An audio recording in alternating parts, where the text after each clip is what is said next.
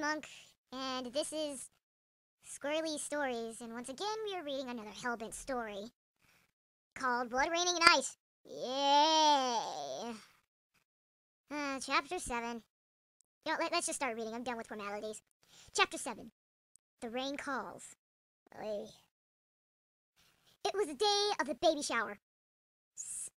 What happened now? Anyways, everything was perfect. Yuki, Inuyasha, Kikyo, Joken. Who is Joken? Joken and Kor surrounded Rachel with presents. Thank you for coming, everyone. I'm so happy you're here, especially you, Inuyasha. Rachel smiled. Yes, I had to fight my emotions, but Who's saying this? Yes, but I had to fight my emotions, but I felt like... Yeah. Now I have to reread this again. Yes, I had to fight my emotions, but I felt like I needed to come here, even though you've only been a little bit pregnant for a few days. Ding dong!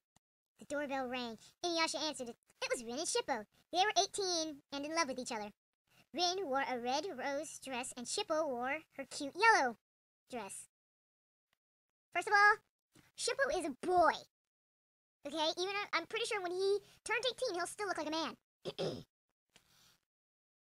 Ever since Shishomu returned evil, Rin decided she'd rather be in love with a girl than let him, so she started dating Shippo. One more time. Ever since Shishomu turned evil, Rin decided she'd rather be in love with a girl than him, so she started dating Shippo. And now the sentence actually makes sense. Oh, look, it's Rin and Shippo. Inuyasha hugged them. How's my favorite niece? They're related now? Great Uncle Inusama. Shippo jumped into his arms. He twirled her around. Him? Hello, Ray. You look so lovely, even though you're pregnant. I feel a bit like a mess, and Denmark didn't come because he's still angry. Rachel sighed. I can still feel the power within you. Koro raised belly. This baby is growing stronger every day, and I want to be the godmother. Of course you can be the godmother. Next to Yuki, of course. It suits you guys because you're both angels. In the meanwhile, Shomu laughed wickedly. Those stupid people, he said. They don't know what's going to hit them. I have them wrapped around my little fingers, and they weren't. I have them wrapped around my little fingers, and they weren't. I don't even... Famous lines from Blood Rain Night, apparently. He had Kagome strapped to a pole. That's not how you spell pole. With her mouth tied up, and wearing nothing but bandage wrappings. She was bleeding furiously and non-stop. He had sunken his teeth into her and franked out part of her life. She wondered when she'd ever get any help. Inuyasha had been so busy with Rachel, she thought that he didn't care about her anymore. Gaspu? You stupid bitch. Shishomaru smirked. You can't get away, and no one gives a crap about you. No one will save you. Just you wait, she said.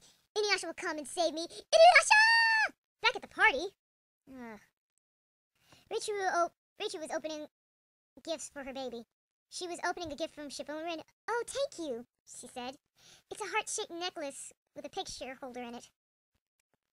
It's sad. Oh, wait, hold on. Yes. Who's saying this? Yes. Yes, and you get one too. You can put pictures of your baby in it once it's born. It's so sad, Rachel thought. My mother never gave me a necklace like this when I was a baby. I think I know what to name the baby, Rachel said. I think I'll name it... Alright, I have to... Tinshikazu. Which means angel dust in Japanese. It's inspired by her two godmothers. Oh, thank you! Kor clapped her hands together and hugged Rachel. Oh yes, thank you, Yuki smiled. I'm sorry. Oh yes, thank you! Yuki smiled her beautiful smile like fresh new snow. Please stop. Suddenly, Shishomaru burst through the window and kidnapped Yuki. No! Rachel screamed. You will never hurt me again! You will have to fight me! She picked up a knife and threw it at Shishomaru, barely scraping his cheek. Kill all of them! Suddenly the room went black, and everyone screamed in terror. Blackness surrounded them all and terribly and a terrible creature started slaughtering people. When the mist went away, the only person that was dead was Jokin, who I still don't know who is. His eyes were closed, and blood was oozing from fang marks on his neck. Punish Shishomaru's minions must have done this. Rin picked up Jokin's lifeless body and cradled it? I hope that's spelled right. Korra, why didn't you protect us? Richu shook her like a rag doll. I don't know what happened, Korra cried. Everything was all out of control. I'm sorry I couldn't protect you and your half-sister. You're an angel, Korra. You're supposed to protect people. You have to find your strength. You haven't found your strength yet. Unless you were wrong. No, Korra stood up. I am an angel. I'm not crazy. That's right, everyone. Now you know my secret. I am part angel. Everyone except Rachel gasped. Okay, I want to point out early in the story, she said that both Yuki and Korra were angels, and she loudly said that she's naming the baby after both of them, so technically, they already knew. I'm not sure why they're gasping. I can control light. Oh, I'm sorry. Back to the story. I can control light, and I can cure people of diseases, but I can't bloodbend. Reichuru has the gift, though. Reichuru cupped her hand over her mouth. You're right. I can, can't I? She boldly stood up and went to Jokin's body.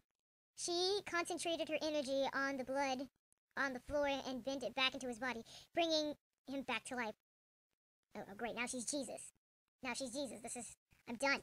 I'm freaking done. But I have to finish this chapter because I think it's almost over. I don't know I could do this. I didn't know I could do this, she said. Yeah, she said. It's your gift, Korra explained. You can bring the dead back to life. No one else can do that. It's very rare and prized. I know what I must do. Reichuru stood up. I can bring Kagome back to being normal. I am part vampire with blood-bending powers. Oh, now she's a vampire. I can reverse the curse. Inuyasha looked up at her. I must go to for you and the baby. One more time. I must go to for you and the baby. Okay. All right then, she smiled at him with her golden cat eyes. I knew I could count on you. And that's the end of this chapter. Ugh. Stories are so stupid, but I love them. All right, high-pitched squirrel out.